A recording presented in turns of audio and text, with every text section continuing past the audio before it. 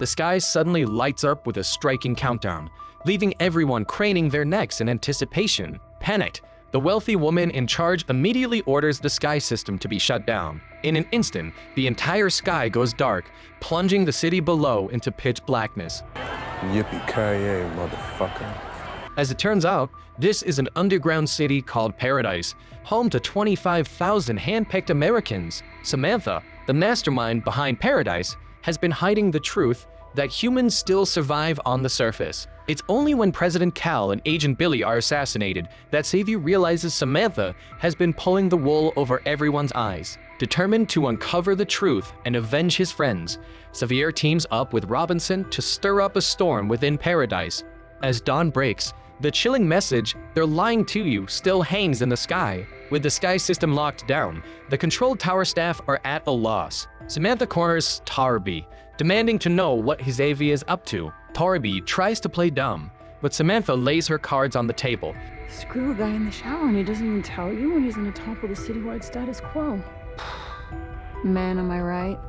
Torby is floored. She had thoroughly checked Xavier for bugs that night, even going as far as stripping naked. What she didn't count on was Samantha planting cameras in her home. Samantha doesn't bother with explanations. She just orders Torabi to track down Xavier at the restaurant where he last used his wristband and find out what he's cooking up. Meanwhile, Robinson has snuck into the gym's basement. The president had tipped her off about a weapons stash the Paradise bigwigs had hidden there. As the special agent in charge, Robinson hasn't touched a gun since arriving in Paradise. She wastes no time clearing out the entire cache. Xavier fills Torabi in on his suspicions that Samantha is behind the deaths of the president and Billy. He paints Samantha as a ruthless dictator, keeping people underground and playing judge, jury, and executioner. Torabi isn't buying it. She's known Samantha for years and can't believe she's capable of such madness. But Xavier doesn't have time to argue. Robinson signals it's time for phase 2 of their plan, and he quickly slices off his smart wristband. Tell your girl I'm coming for her.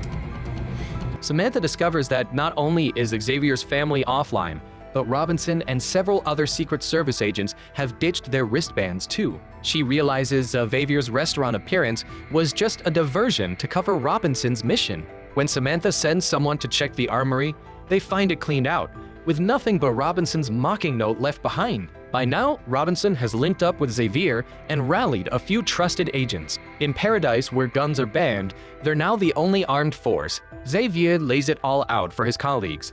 The president and Billy didn't die from illness or suicide as officially claimed. They were murdered, and the fat cats led by Samantha are behind it all. Because we didn't come this far to be fed a bunch of lies. So, if you're with me, we're gonna go out there and we're gonna rip the fucking lies right from underneath them. Let's go. As they kick off phase 2 of their plan, the sky message changes to, "Do you want to know the truth?" Samantha's getting more rattled by the minute, convinced Xavier's onto her secret. She orders a reboot of the sky system, but the staff warn they've never done that before and can't predict when it'll come back online. Torby urges caution, warning that shutting down the sky could spark panic and chaos. The sky would go out. People would remember they are living in a cave, and then it is never the same for you again. With no other options, Samantha orders an all-out manhunt for Xavier, while Jane receives her marching orders. Xavier doesn't know it yet, but Jane is Samantha's mole in the Secret Service. He and Robinson are heading for Paradise's exit, where Air Force One is parked. Xavier needs the flares stored in its belly.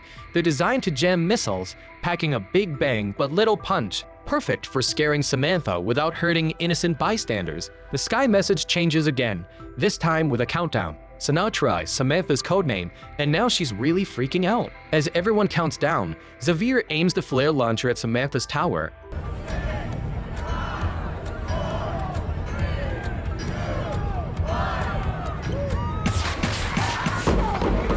The explosion and flames send Samantha into a full-blown panic. She frantically orders the sky shut down immediately. As Paradise is plunged into darkness, emergency protocols kick in, exactly what Xavier was counting on. Samantha and the other bigwigs are whisked away to a shelter on the outskirts, all terrified of an impending attack. Xavier and his crew are lying in wait along the escape route, but the crafty Samantha smells a trap and changes course. Xavier tells the others to suppress the shelter while he goes after Samantha. The officials and rich folks bolting for the exits throws everyone into a tizzy. Just when things are looking dire, the president's son, Jeremy, shows up in the square with Xavier's daughter, Priestley. He calms the crowd and drops the bombshell that there are still survivors up on the surface. Turns out Presley didn't hide out in the bar's basement like her dad told her to. She took the president's tablet to Jeremy. She found it in the bushes when she went to play video games with Billy the night the president died. Presley wanted to dig through it for clues about her mom's death, so Jeremy got his grandpa to unlock it. Presley discovered that 2 nukes had gone off in Atlanta, where her mom was right before Doomsday. She also learned what really happened to that missing expedition team. Just as Jeremy's getting into the meat of his speech, Jane tracks down Presley and tricks her into leaving with a lie. Xavier tracks Samantha to her place, where Toraby's waiting at the door. You tipped her off. We built this place together. The city has to hold. She's still on Samantha's side and hopes Xavier will hear her out. With the sky system back online, Xavier doesn't waste time and barges in. Samantha fesses up to ordering Billy's hit, but swears she had nothing to do with the president's death. Then she drops a bombshell. Your wife is alive out there, Xavier. And if you stop all this nonsense, I can help you find her. Xavier's not buying it, figuring everything above ground was toast in a nuclear war, and it's probably a nuclear winter up there by now. Seeing his disbelief, Samantha spills the beans about what really went down 3 years ago. It all started with a supervolcano erupting under the Antarctic ice sheet, shattering most of the ice shelves and melting them into trillions of gallons of water in the blink of an eye. This triggered a massive tsunami, racing north at 600 mph, with waves towering at a terrifying 300 feet, set to swallow up the whole globe. Meanwhile, the Russian Free Union staged a coup, and China was mobilizing troops at the border, looking to grab some land in the chaos. Long story short, the world was going to hell in a handbasket. American meteorologists had seen this mega tsunami coming, so the government had cooked up a contingency plan called Versailles. Samantha spearheaded the construction of a massive bunker under the Colorado Rockies. It was meant to house 25,000 hand-picked Americans, including big shots from the military, government, and business world. With the tsunami already hitting coastal cities and China and Russia on the brink of launching nukes, the president had no choice but to greenlight Operation Versailles.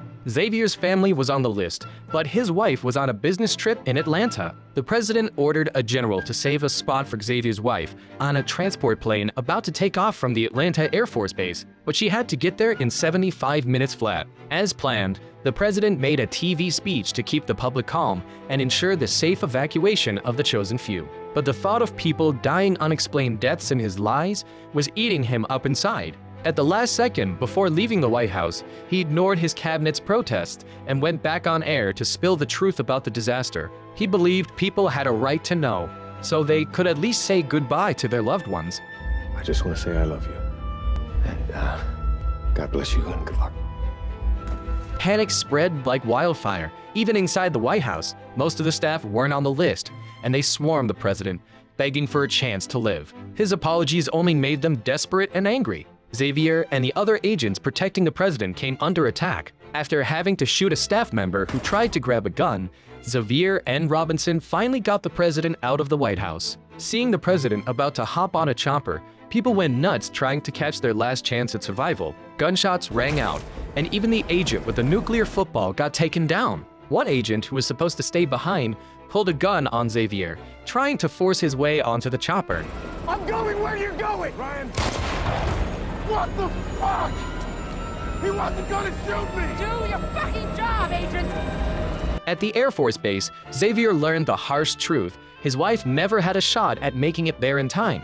The president had known about the tsunami all along, but kept Xavier in the dark to keep Operation Versailles under wraps. Xavier blamed the president for his wife's death, and that's why their relationship went south. Air Force One had barely taken off when the military picked up nuclear explosions on the Chinese and Russian borders. Nukes were already in the air. With plenty headed for the US, it was clear that countries knew the tsunami would lead to a global resource crunch and war, so they were going all out to take down potential threats early. The military brass pushed for launching everything they had at other nuclear powers to keep the Colorado bunker from getting wiped out. The president Saturday in front of the nuclear football torn. Pressing that button meant sealing the fate of everyone left on the surface, but he had another option. The nuclear football had two keys, red to launch nukes, and blue to trigger an electromagnetic pulse array from all US satellites and ships, frying every circuit on Earth. Microwaves, satellites, even nukes in flight would all go kaput.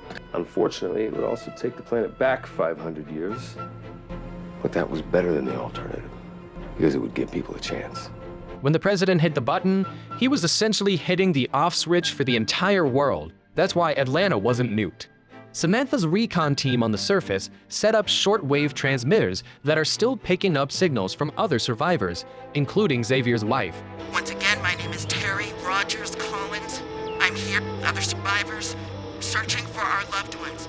If you know the whereabouts of Xavier Collins, tell him I love him. Samantha offers a deal. If Xavier helps her find the president's killer and gets Paradise back to normal, she'll let his daughter Prisley go and help track down his wife. Turns out Samantha had already tested the DNA from President's fingernails, and it didn't match anyone in Paradise. Clearly, someone outside the Project Versailles list had snuck in.